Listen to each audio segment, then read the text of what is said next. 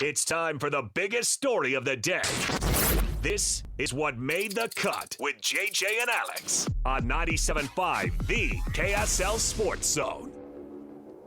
And, of course, this portion of the show brought to you by Trajan Wealth, TRAJANwealth.com for your local financial needs and retirement. Mitch Harper is our BYU insider for KSLSports.com. Nobody better than him in the whole dang market. Mitch, describe for us the atmosphere at the Marriott Center last night compared to other massive matchups that you've seen in that building before. It was up there. It was one of the best settings, that I've seen in quite some time. Definitely since that Gonzaga game in 2020. And I think, with this game, though, it just was one that there was so much buildup. Typically with basketball games, you just don't have that anticipation like you do with football. I mean, this is a matchup that BYU fans were dreaming of for years, all throughout those years with Big 12 expansion talks. And then when the invite actually came in 2021, I remember being in the announcement and Mark Pope's off to the side and saying, wait till we host Kansas in the Marriott Center. That's just been something BYU's been dreaming of. And then to have that moment paired up with a 34-point win, pretty impressive stuff by BYU. Where would you place that win in the context of how important it was to them in the Big 12, the magnitude of the score? Kansas is a blue blood. Where does that rank among BYU wins since the time you've been following the program? It's definitely up there. I still put, San Diego State 2011 at the top, Gonzaga 2020 probably right behind. There's been others that really stand out. There were some great UNLV wins and other Gonzaga matchups, but because of the brand of Kansas, that's a big deal. I mean, I was asking people around BYU about some of the biggest brands that they've seen, go through the Marriott Center. BYU's played great programs over the years, but it's been like the 70s, the 80s. You got to go back a long time. I mean, in the last 10 years, since I've been covering BYU basketball on the beat, there really hasn't been any, power conference, blue blood programs rolling into that building at all. And so I think that takes significance. But, Kansas, not to take away from BYU's win, but I think they've bottomed out. And, I think it's probably the bigger story nationally of Kansas's struggles, but still to just dominate them the way that BYU did. That was an impressive performance by BYU, and I think it's one that Cougar fans will probably remember for a really long time. Is this a Kansas was an overrated kind of situation, maybe compared to what – I mean, they were – I think in Lunardi's board, they were a 4 seed. They were a 5 seed, I think, with Jerry Palm. People kind of have them there. I think a lot of times because of the brand. How much of that is BYU has figured things out versus Kansas may not necessarily be as good of a team as we had thought? It's a combination of both. I think BYU has definitely figured things out, but Kansas was living off of their resume of being the team that knocked off Duke in November and Michigan State and then had a home win against Iowa State. But outside of that, I mean, Kansas has been very average and mediocre in the Big 12. Throughout my weekly Big 12 power rankings in the past 5 weeks, I haven't had them higher than 6 in the Big 12 power rankings because you've seen the signs that this team is just not as anywhere close to what you thought they'd be going into the year. And what's the problem for Bill Self in Kansas this year is that you can't use the injury excuse this time. Last year when they played BYU, they didn't have their star Kevin McCullough, and you thought, okay, BYU goes in there, they're down their star. It's an injury-laden team, and Johnny Furphy, he leaves for the NBA, but then they replace this entire roster with star-studded transfers with A.J. Storrs, Zeke Mayo, and they're really non-factors. And it's just quite shocking to see Kansas struggle the way that they are right now. I've never really seen it in my lifetime, see Kansas struggle the way that they're doing it right now. And so for BYU to beat them the way that they did, that raises a lot of questions about Kansas going forward. But I do think BYU has definitely turned a corner. And, with their rotation being able to go 9-10 deep, that's been something that has been a game changer for BYU ever since that second half against Cincinnati in that loss to the Bearcats. Guys like Mihailo Boskovic and Trey Stewart have given valuable minutes to BYU every single game since then, and they've been key contributors in this 3-game win streak. And then you pair it up with Keba Keita and Fousseyni Traore, the physicality in the front court. There's a lot of good things happening for BYU, and I think what Cougar fans should probably be excited about the most is that, you're trending up when you're supposed to. Many BYU teams peak in January. This team, I think, is really surging at the right time. I was watching the game last night, Mitch, and that's what really stood out to me was the depth. You get there late in the game, and you got Dallin Hall and Fous Traore out there, and Kansas can match it. Like, BYU has better depth right now than Kansas. That's pretty interesting development. You mentioned that they made this change recently. Did Coach Young talk about why he made that change and why he decided to expand his rotation? You usually see coaches tighten the rotation later in the season. Well, at Cincinnati, BYU was down big. They were down, I believe, 21 points, and it was kind of a, you know what, we're just tapping into the emergency lineup because we got nothing from the other guys. Let's give Boscovich and Stewart a run, and they gave some good minutes, and to the point where, Kevin Young's like, maybe I got to keep giving these guys some run, and they've continued to capitalize on their opportunities, and it is unique. I mean, throughout this entire season, though, there have been, many games where Kevin Young's had no problem going to 11 guys, and in non-conference play, you thought, he's still kind of filling out this team, this roster, kind of getting things sorted out, but to have it carried over into mid-February, very surprising. And even Kevin Young himself said he did not expect that at all.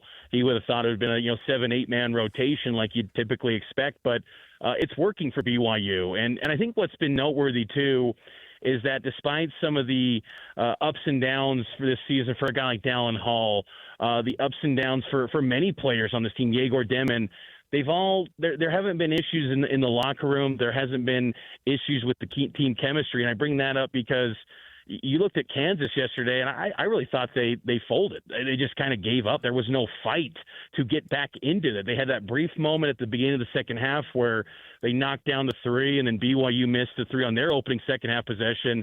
He thought, okay, maybe Kansas can make a run, and then BYU popped off an 8-0 run, and it was over. So BYU has kind of stayed the course, and Kevin Young has consistently used this reference of stacking days that he pulled from Monty Williams, a former NBA head coach, and they're stacking them quite well, and to where this team feels like their best basketball still in front of them. And really, aside from Houston, I think they can beat anyone in this Big 12 this year. And so BYU is playing some really good basketball at the moment. They go to Arizona coming up on Saturday, and then they've got Arizona State down in Tempe also. But then they host West Virginia. They also get to host Utah, but they still also go to Ames. So in these 5 games left here, what's that record need to be, and kind of where do the wins need to come for BYU to make the biggest impact to not just be a tournament team, but like somebody that you're not talking about being even just in the first 4 games? You just got to protect home court and get to 11-9 in Big 12 play, and you're going to be in the tournament. Last night, and we'll see how Kansas plays out. With that could slide out of a quad one. Standing right now, Kansas dipped to about 22 in net rankings today, and if it drops out of the top 30, that would slide out of the quad one tier for BYU on its resume. But if they protect home court, they're going to be in, because an 11-9 Big 12 team is not going to be left out of the NCAA tournament. And the predictive metrics love this BYU team. They just kind of lack the signature win, and as of right now, they got that with the Kansas victory. So if they protect home court and then avoid just the Houston type, beat down that they suffered earlier in the year at Houston by 30 points, avoid that this Saturday at Arizona or at Iowa State, I think BYU is going to be in a good spot. If they could somehow get to 12-8, then you're starting to climb the seed line, and you're feeling like maybe you can get to that tier where you're wearing a white jersey on that Thursday in the NCAA tournament. Once again, Richie Saunders was just fantastic in a big moment. You look at you've covered him. How did he make this transition from role player to go-to guy for the Cougars?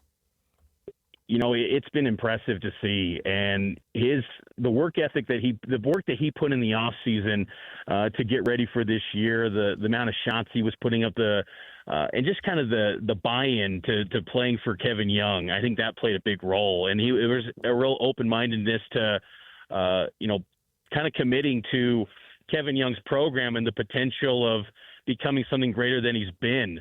And he's always been a guy that he didn't want to leave BYU. He's a BYU guy through and through. I mean, it's his dream school. And he just really kind of leaned into being a leader. From the moment that Kevin Young arrived on campus and got Richie Saunders to come out of the portal and commit to him. Saunders has been a leader of this team. He's taken on that role. So off the court, that was a huge evolution for him. And then on the court, it's been remarkable that he's maintained kind of his defensive success and that ability to really have a lot of success on the glass and the defensive end, but he's become highly efficient. I mean, he started the game last night, 5 of 5, and Kansas had no answer for him, and that's just a dynamic that where he gets open, it's going to be an automatic points, and that's just a nice luxury for BYU to have. And he's just done a really nice job of working hard and evolving his game. He's always been viewed by the coaches, guys like Chris Burgess, the guys that were maybe recruited him to BYU initially. He was always viewed in high regard that he could become a really good college player, but to expect maybe an all Big 12 guy, I don't know if that was ever kind of the vision of his career arc, and that's a testament to his really work ethic that he put in this offseason and buying into what Kevin Young's been coaching him. What do they want the role of Dallin Hall to be as they kind of come into the end of their regular season and going into tournament play? Because that's a guy who was, the Richie Saunders of last year. I mean, maybe not Richie Saunders, but in that sense that he was more the go-to guy, and they're asking him to play a different role now. How much has Dallin Hall kind of fallen into that role of being the guy who can come in and switch things up and still get points for you, get turnovers for you, and that's a very different spot than where he was last year. Well, and I think this 2-game homestand against the Kansas schools was huge for Dallin Hall because, it has been an up and down year. And I think going forward, this staff really wants him to value possessions, take care of the ball, not turn it over. I mean, there's been, issues with that at times this season.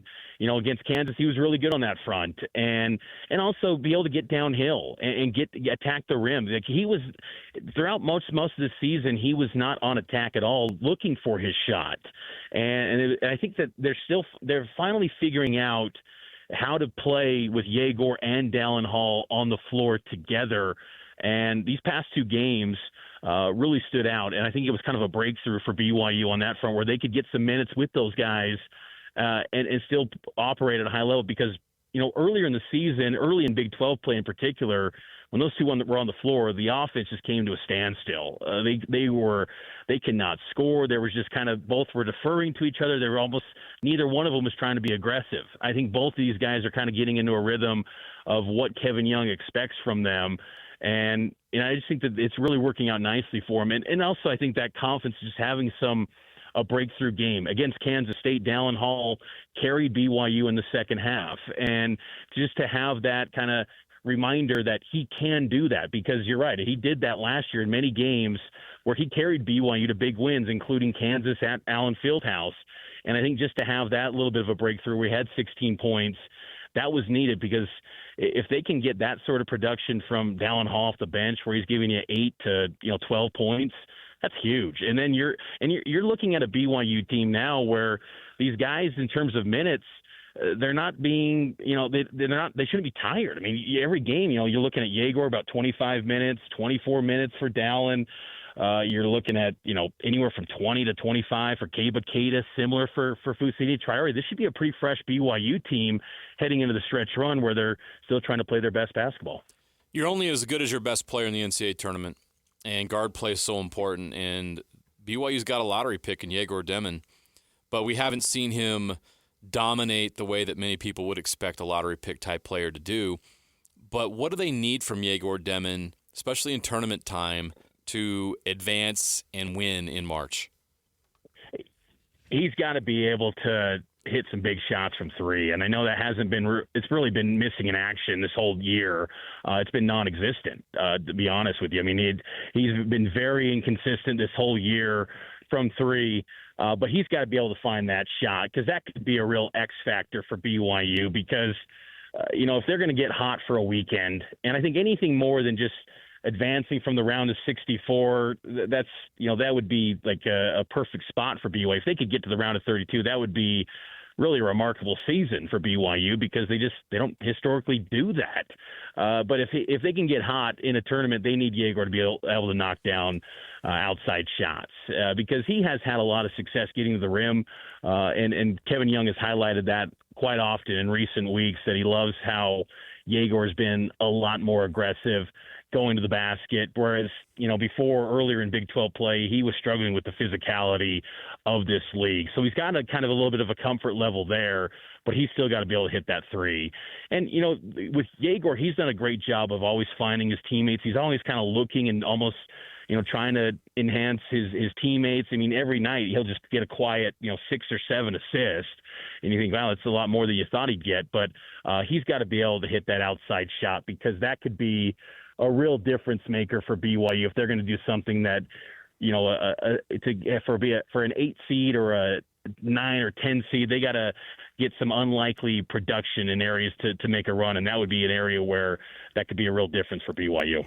There were a lot of people last night mentioning how many NBA scouts and front office people were there. Is it the most attention that the program has gotten from that aspect of guys who are at the next level looking at this? And are they really just there to see Egor Demin, or is it kind of a full package there of a list of guys they might be looking at?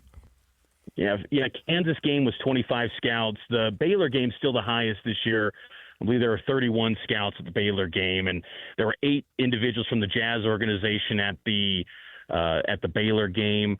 Last night, you had Egor Demin and also Flory Badunga from Kansas. He's looked upon as maybe a guy that could potentially, if he declares a freshman, to be an NBA guy. But it's pretty much nightly now. I mean, it's you're seeing a lot of Brooklyn Nets. You're seeing the Phoenix Suns. I mean, you're seeing teams coming through the Marriott Center like never before. I mean, it was.